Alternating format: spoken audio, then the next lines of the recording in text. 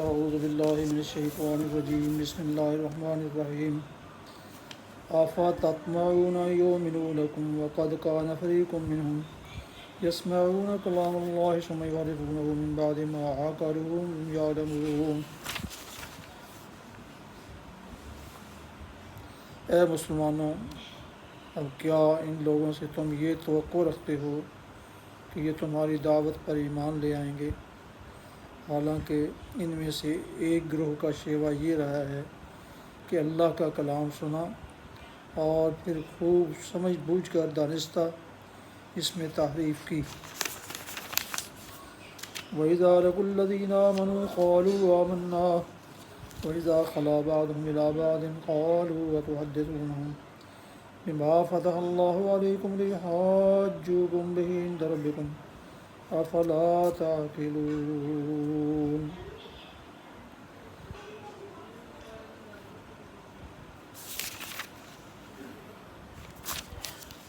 محمد رسول اللہ صلی اللہ علیہ وسلم پر ایمان لانے والوں سے ملتے ہیں تو کہتے ہیں کہ ہم بھی انہیں مانتے ہیں، اور جب آپس میں ایک دوسرے سے تخلیے کی بات چیت ہوتی ہے تو کہتے ہیں کہ بے وقوف ہو گئے ہو، ان لوگوں کو وہ باتیں بتاتے ہو جو اللہ نے تم پر کھولی ہیں، تاکہ تمہارے رب کے پاس تمہارے مقابلے میں انہیں حجت میں پیش کریں۔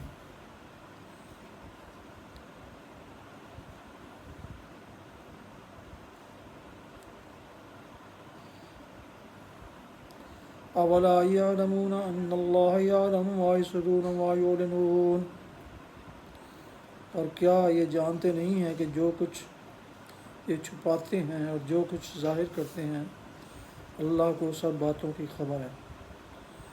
وَمِنْهُمْ أُمِّيُّونَ لَا يَعْلَمُونَ الْكِتَابَ إِلَّا أَمَانِيَّ وَإِنْ هُمْ إِلَّا يَظُنُّونَ، ان میں سے ایک دوسرا گروہ امیوں کا ہے جو کتاب کا تو علم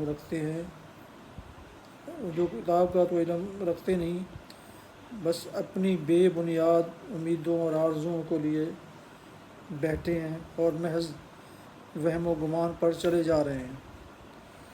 فَوَيْلٌ لِّلَّذِينَ يَكْتُبُونَ الْكِتَابَ بِأَيْدِيهِمْ ثُمَّ يَقُولُونَ هَٰذَا مِنْ عِندِ اللَّهِ لِيَشْتَرُوا بِهِ ثَمَنًا قَلِيلًا فَوَيْلٌ لَّهُم مِّمَّا كَتَبَتْ أَيْدِيهِمْ وَوَيْلٌ لَّهُم مِّمَّا يَكْسِبُونَ۔ پس ہلاکت اور تباہی ہے ان لوگوں کے لیے جو اپنے ہاتھوں سے شرع کا نوشتہ لکھتے ہیں، پھر لوگوں سے کہتے ہیں کہ یہ اللہ کے پاس سے آیا ہوا ہے تاکہ اس کے معاوضے میں تھوڑا سا فائدہ حاصل کر لیں۔ ان کے ہاتھوں کا یہ لکھا بھی ان کے لیے تباہی کا سامان ہے،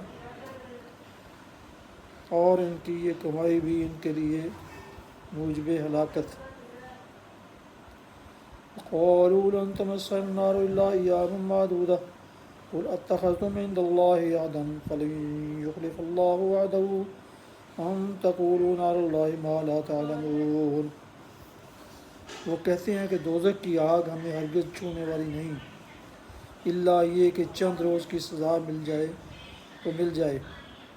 ان سے پوچھو، کیا تم نے اللہ سے کوئی عہد لے لیا ہے جس کی خلاف ورزی وہ نہیں کر سکتا، یا بات یہ ہے کہ تم اللہ کے ذمے ڈال کر ایسی باتیں کہہ دیتے ہو جس کے متعلق تمہیں علم نہیں ہے کہ اس نے ان کا ذمہ لیا ہے۔ بَلَىٰ مَن كَسَبَ سَيِّئَةً وَأَحَاطَتْ بِهِ خَطِيئَتُهُ فَأُولَٰئِكَ أَصْحَابُ النَّارِ هُمْ فِيهَا خَالِدُونَ۔ آخر تمہیں دوزخ کی آگ کیوں نہ چھوئے گی؟ جو بھی بدی کمائے گا اور اپنی خطا کاری کے چکر میں پڑا رہے گا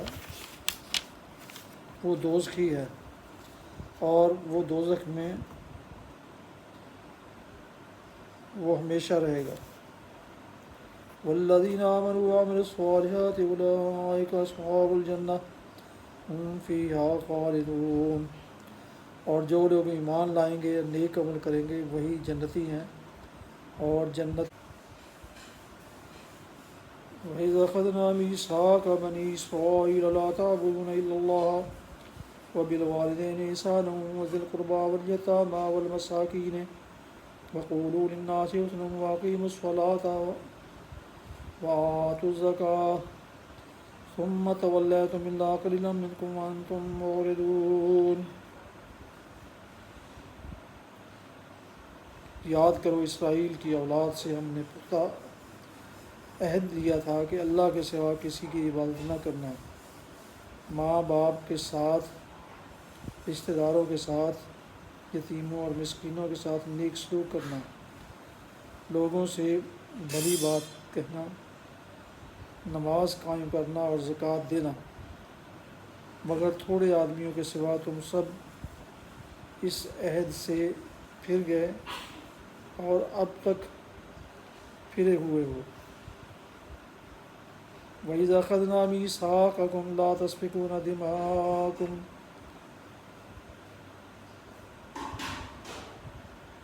وَلَا تُخْرِجُونَ أَنفُسَكُم مِّن دِيَارِكُمْ ثُمَّ أَقْرَرْتُمْ وَأَنْتُمْ تَشْهَدُونَ۔ پھر ذرا یاد کرو، ہم نے تم سے مضبوط عہد لیا تھا کہ آپس میں ایک دوسرے کا خون نہ بہانا اور نہ ایک دوسرے کو گھر سے بے گھر کرنا۔ تم نے اس کا اقرار کیا تھا، تم خود اس پر گواہ ہو۔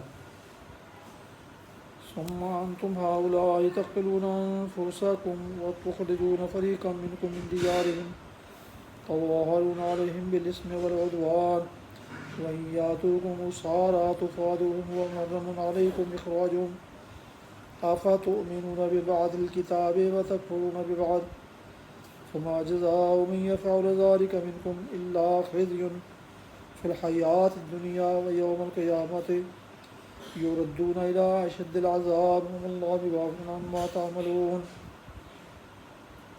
ثم أنتم هؤلاء، مگر آج وہی تم ہو کہ اپنے بھائی بندوں کو قتل کرتے ہو، اپنی برادری کے کچھ لوگوں کو بے خانماں کر دیتے ہو، ظلم و زیادتی کے ساتھ ان کے خلاف جتھے بندیاں کرتے ہو، اور جب وہ لڑائی میں پکڑے ہوئے تمہارے پاس آتے ہیں تو ان کی رہائی کے لیے فدیہ کا لین دین کرتے ہو، حالانکہ انہیں ان کے گھروں سے نکالنا ہی سرے سے تم پر حرام تھا۔ تو کیا تم کتاب کے ایک حصے پر ایمان لاتے ہو اور دوسرے حصے کے ساتھ کفر کرتے ہو؟ پھر تم میں سے جو لوگ ایسا کریں ان کی سزا اس کے سوا اور کیا ہے کہ دنیا کی زندگی میں ذلیل و خوار ہو کر رہیں گے اور آخرت میں شدید ترین عذاب کی طرف پھیر دیے جائیں۔ اللہ ان حرکات سے بے خبر نہیں ہے جو تم کر رہے ہو۔ اولئک الذین اشتروا الحیاۃ الدنیا بالآخرۃ فلا یخفف عنہم العذاب ولا هم ینصرون۔ یہ وہ لوگ ہیں جنہوں نے آخرت بیچ کر دنیا کی زندگی خرید لی، لہٰذا نہ ان کی سزا میں کوئی تخفیف ہوگی اور نہ انہیں کوئی مدد پہنچ سکے گی۔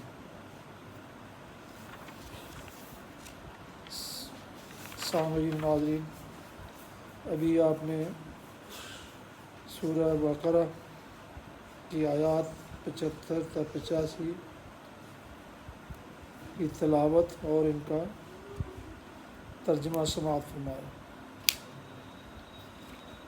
اب اس کی تفسیر سنیں۔ ہے مسلمانوں، اب کیا ان لوگوں سے تم یہ توقع رکھتے ہو کہ تمہاری دعوت پر ایمان لے آئیں گے؟ یہ خطاب مدینے کے ان 9 مسلموں سے ہے جو قریب کے زمانے میں ہی نبی صلی اللہ علیہ وسلم پر ایمان لائے تھے۔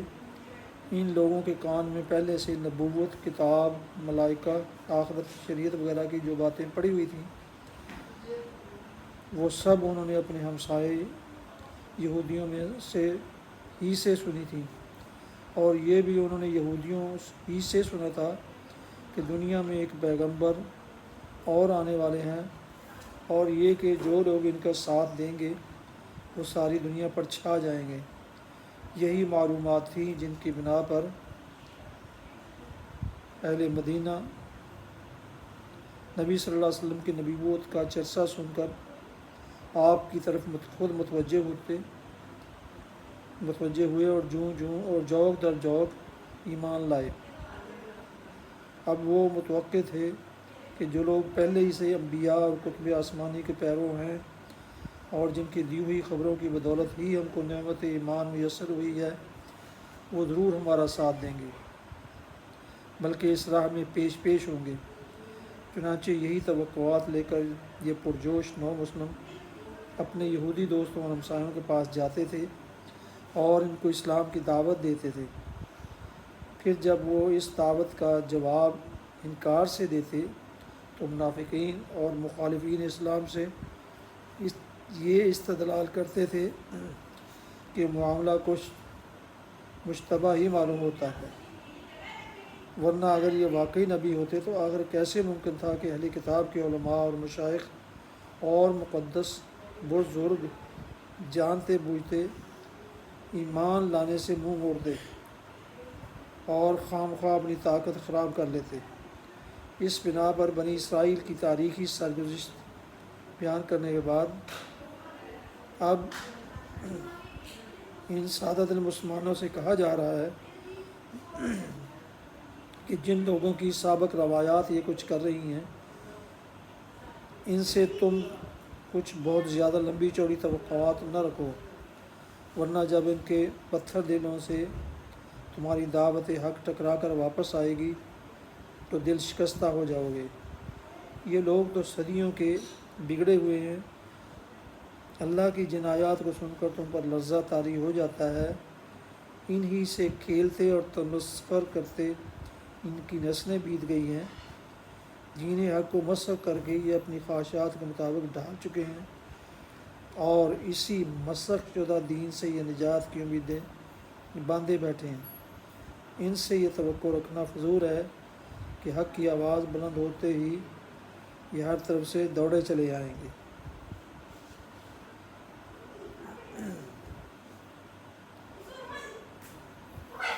اللہ کا کلام سنا اور پھر خوب سمجھ بوجھ کر دانستہ اس میں تحریف کی۔ ایک گروہ سے مراد ان کے علماء اور حاملین شریعت ہیں، کلام اللہ سے مراد تورات، زبور اور وہ دوسری کتابیں ہیں جو ان لوگوں کو ان کے انبیاء کے ذریعے سے پہنچیں۔ تحریف کا مطلب یہ ہے کہ بات کو اصل معنی و مفہوم سے پھیر کر اپنی خواہش کے مطابق دوسرے معنی پہنا دینا جو قائل کے منشا کے خلاف ہوں۔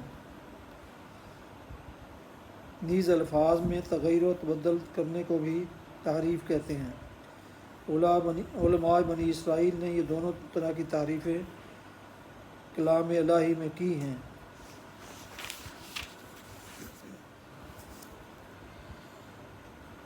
ان لوگوں کو وہ باتیں بتاتے ہو جو اللہ نے تم پر کھولی ہیں تاکہ تمہارے رب کے پاس تمہارے مقابلے میں انہیں حجت میں پیش کریں۔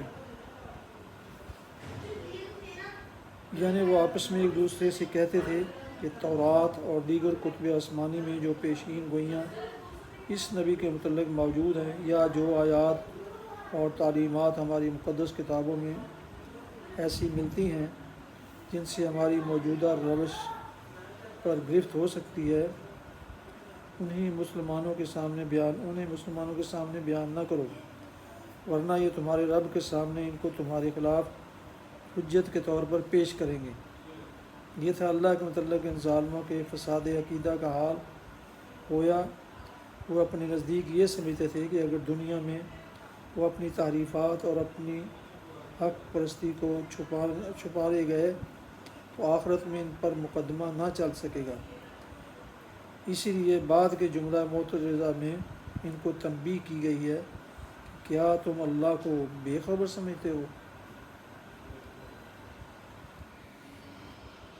ان لوگوں کو وہ باتیں بتاتے ہو جو اللہ نے تم پر کھولی ہیں تاکہ تمہارے رب کے پاس تمہارے مقابلے میں انہیں حجت میں پیش کریں۔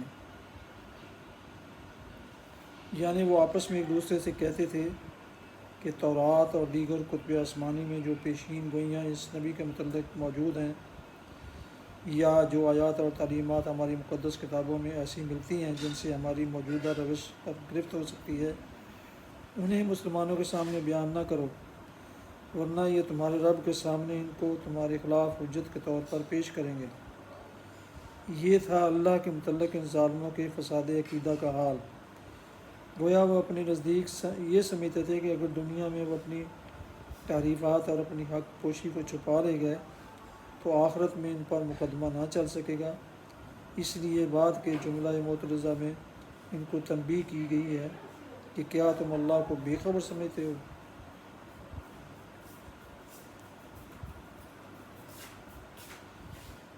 بس اپنی بے بنیاد امیدوں اور آرزوؤں کو لیے بیٹھے ہیں اور محض وہم و گمان پر چلے جا رہے ہیں۔ یہ ان کے عوام کا حال تھا۔ علم کتاب سے کورے تھے، کچھ نہ جانتے تھے کہ اللہ نے اپنی کتاب میں دین کے کیا اصول بتائے ہیں، اخلاق اور شرع کے کیا قواعد سکھائے ہیں، اور انسان کی فلاح و خسران کا مدار کن چیزوں پر رکھا ہے۔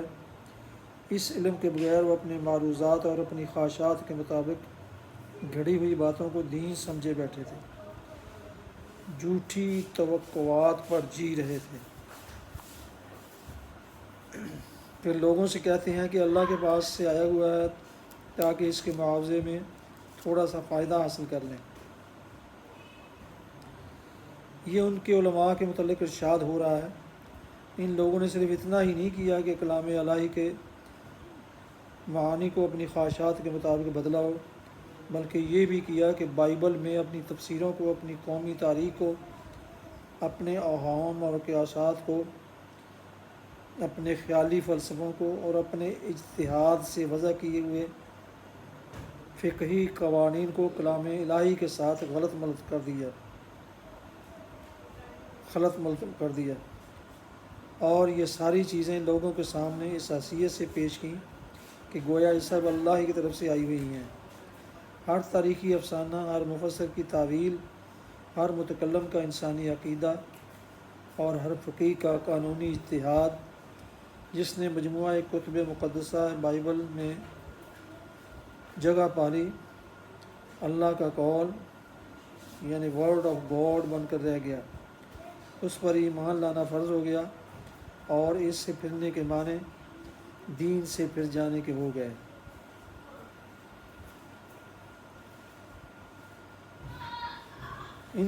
وہ کہتے ہیں کہ دوزخ کی آگ ہمیں ہرگز چھونے والی نہیں، الا یہ کہ چند روز کی سزا مل جائے تو مل جائے۔ یہ یہودیوں کی عام غلط فہمی کا بیان ہے جس میں ان کے حامی اور عالم سب مبتلا تھے۔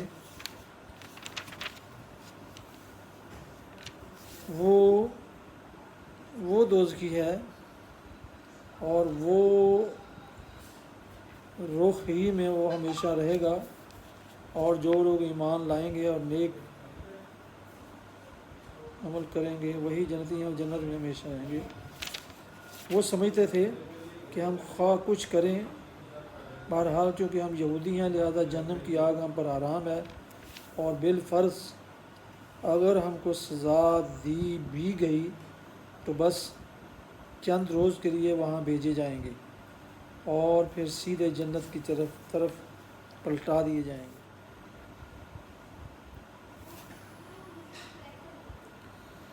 تو کیا تم کتاب کے ایک حصے پر ایمان لاتے ہو اور دوسرے حصے کے ساتھ کفر کرتے ہو؟